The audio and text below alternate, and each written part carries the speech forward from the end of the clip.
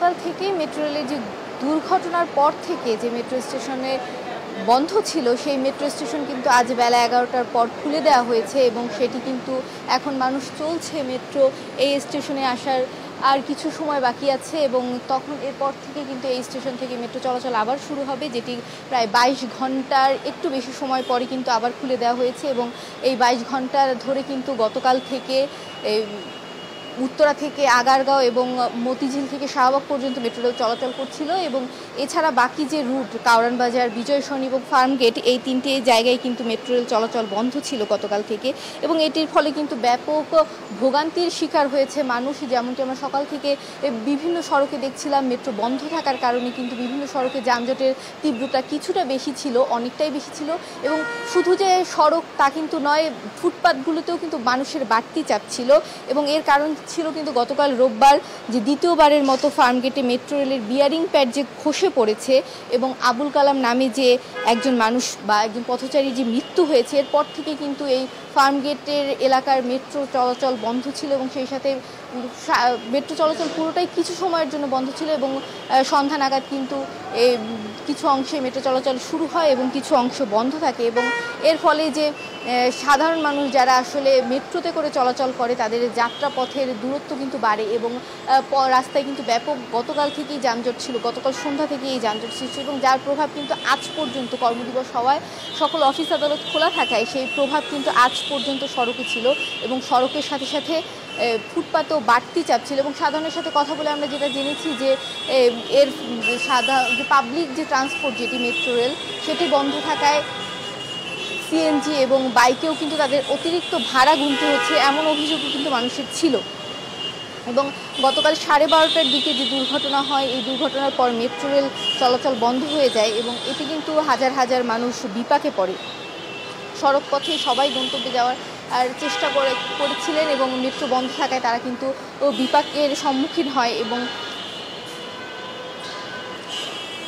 কাউরান বাজার, বিজয় সরণি এবং ফার্মগেট এলাকায় যে মেট্রো রেল চলাচল বন্ধ ছিল সেটি কিন্তু এখন 11টার পরে শুরু করে দেওয়া হয়েছে এবং সকাল থেকে আমরা এসে এখানে দেখেছি কিন্তু এখানে কিন্তু যে এই 433 নম্বর পিলার যেটি থেকে এই বিয়ারিং প্যাড খসে পড়ে পথচারী আবুল কালামের মৃত্যু হয় সেই বিয়ারিং প্যাডের যে স্তম্ভটি সেটির কিন্তু মেরামত কাজ চলছিল, গতকাল থেকেই শুরু হয়েছে এবং সকাল আমরা এখানে এসে থেকে সেই মেরামত কাজ দেখেছি এবং এর ফলে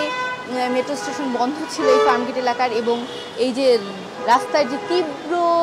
গাড়ির সারি সেই গাড়ির সারি কিন্তু তীব্র বিশাল আকার ধারণ করেছে এবং ফুটপাতেও মানুষের একটু বাড়তি চাপ ছিল। মানুষ অভিযোগ করছিলেন যে এ ধরনের দুর্ঘটনার কারণে তাদের যে ভোগান্তি হয়েছে এবং একটি প্রাণ যে ঝরে গেল তা নিয়েও কিন্তু তারা নিরাপত্তা ব্যবস্থা নিয়ে প্রশ্ন তুলেছেন যে আবুল কালামের জায়গায় যে কেউ হতে পারতেন, সাধারণ মানুষ কিন্তু এই ধরনের কথা বলছিলেন এবং যার ফলে কিন্তু গতকাল থেকে সন্ধ্যা থেকে মানুষের অফিস শেষ হওয়ার পর থেকে যেখানে প্রায় 4.5 লাখ মানুষ প্রতিদিন মেট্রো ব্যবহার করে সেই মানুষের কিন্তু ভোগান্তিতে পড়তে হয়েছে এবং তারা কিন্তু অন্য যে যানজট সেই যানজট ব্যবহারের চেষ্টা করেছেন এবং এর কারণে সড়কে কিন্তু বাড়তি চাপ গতকাল থেকেই ছিল এবং তার প্রভাব এখন পর্যন্ত রাস্তায় রয়েছে। আমরা যে দীর্ঘ গাড়ির সারি দেখছি সেই সারি এবং সেটি কিন্তু দীর্ঘ থেকে দীর্ঘতর হয়েছে। শুধুমাত্র এই ফার্মগেট এলাকাতেই নয়, এই এলাকার বিজয় সরণি, আগারগাঁওয়ের যে স্টেশনগুলোতে মেট্রো চলাচল বন্ধ ছিল সেই স্টেশনগুলোতে আশেপাশে কিন্তু তীব্র যানজটের সৃষ্টি হয়েছে গতকাল থেকে এবং সেটি কিন্তু এখন পর্যন্ত রয়েছে এবং আমরা দেখছি যে এই 11টার পর থেকে এই ফার্মগেটের মেট্রো যে স্টেশন এটি খুলে দেওয়ার পর থেকে কিন্তু মানুষ আবার স্টেশনে আসছে এবং তারা তাদের গন্তব্যে যাওয়ার জন্য এসেছে। আমরা পথচারীদের সাথে কথা বলছিলাম এবং তারা জানাচ্ছিল যে গতকাল থেকে এই মেট্রো বন্ধ থাকায় তারা কতটা ভোগান্তিতে পড়েছিলেন।